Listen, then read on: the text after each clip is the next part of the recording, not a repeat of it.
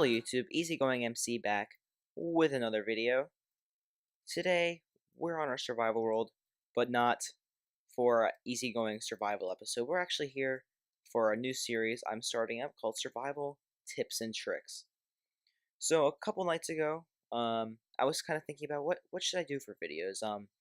I enjoy doing Redstone videos, but those take a lot of time and it's hard to come up with ideas that haven't been done before.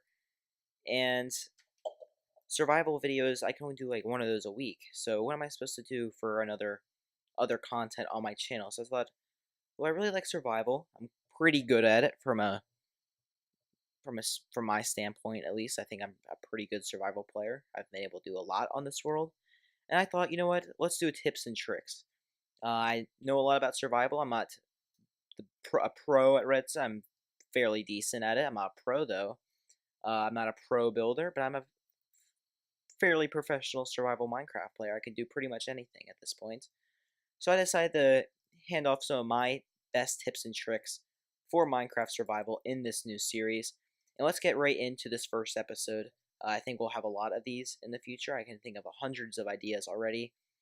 And the first one of this is, what is the most useful item in Minecraft survival? So many new players, this is going to be more of a discussion kind of thing. Many new players will say that these are the most important block or items in the game. And that used to be the case, but the thing is, it's kind of changed a little bit over the past year or so. You see, with the introduction of 1.9 and we got mending in the game, I only have to replace all this stuff when I die. So I have to make my tools once, and if I die, I lose it all, but I have to make it again, but I only have to do it once. If I had to make a new pickaxe every single time I had to repair this, I would be going through diamonds a lot faster than I am now, but it's so easy to get mending on the grand scheme of things that you don't need diamonds anymore. So yes, that's important early game, but I wouldn't say that's the most important. Lapis, let's face it, that's not important. Emeralds, I don't have any emeralds in that chest, but those are pretty important. Let's talk about why emeralds are important. So the reason why emeralds are important are, of course, villager trading. So we can come down here, and we can take a look at all these librarians, where I can get Fortune, Punch 2, Smite 5, Mending, Silk Touch, Efficiency 4, more Mending, of course. So you can get all those enchanted books, but once again, still not the most important item. Now, what the most important items are, in my opinion, are redstone, iron, which I have iron blocks in case you're wondering, and coal. These three items, or fuel sources. That can be coal, blaze rods, etc., etc.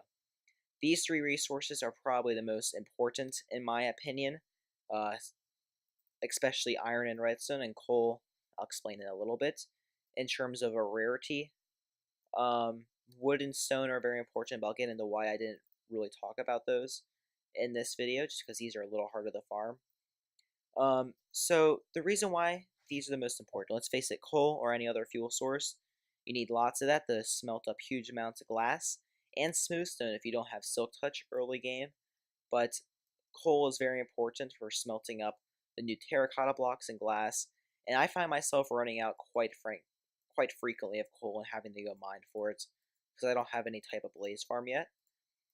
But another important, very important item is iron. Iron is used for almost everything in this game that involves automatic farming and getting more resources. What does iron farm need? An iron farm even needs iron. Pumpkin and melon farm needs iron. Everything requires iron. And this is because each piston uses 1 iron. Each hopper uses 5. And that quickly stacks up to the point where you need to have iron farms to be able to farm this very valuable resource.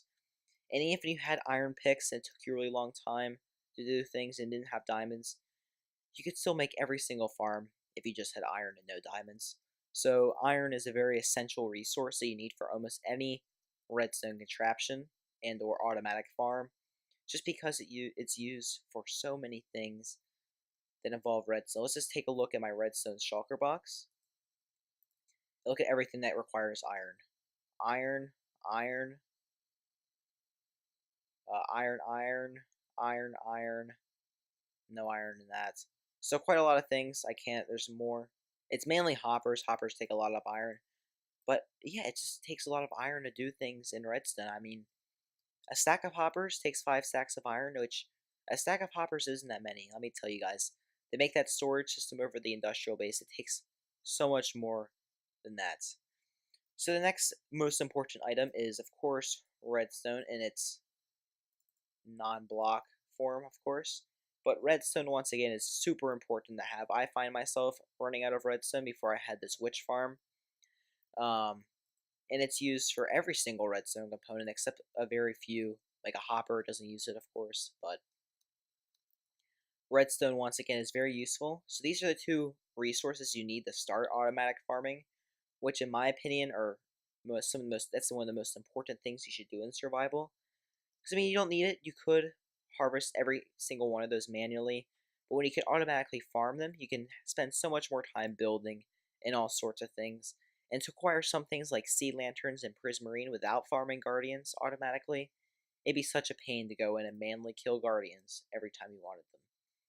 Let me tell you, so automatic farms are very important. That's why I think the iron ingot and redstone block are the two most important materials in this game, because they are a little rare at first until you start farming them, and there's just so many uses for both of them.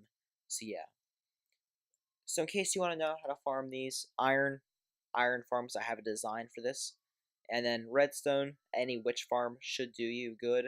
I mean, this redstone is from a couple nights of AFKing, so I think I'm doing fine.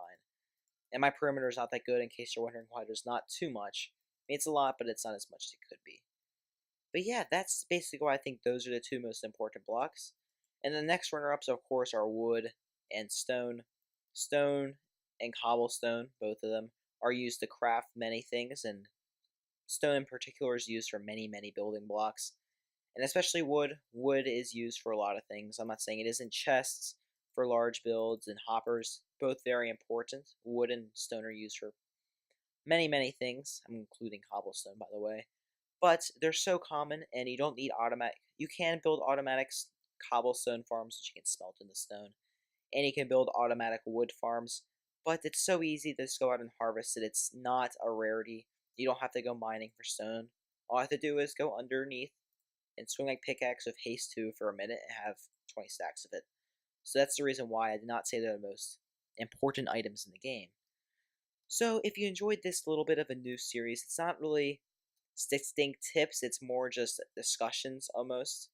So it's kind of survival discussions about tips and tricks you can use. If you enjoyed this new series, just make sure you guys drop a like down below and make sure to subscribe. And yeah, if you have any other opinions about the most important blocks are in the game, please tell me. When I say blocks, I don't mean this. Pistons are the most important. I mean more material-wise. But other than that, guys, I hope you have an easygoing day, and I'll see you all later.